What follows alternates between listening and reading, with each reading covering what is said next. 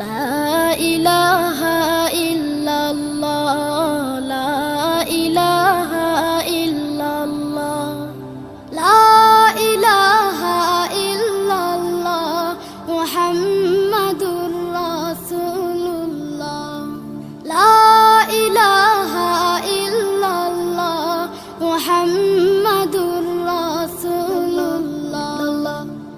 কোনো খালিক নেই তুমি ছাড়া, কোনো মালিক নেই তুমি ছাড়া, কোনো মাবুদ নেই তুমি ছাড়া, কোনো মাশুক নেই তুমি ছাড়া।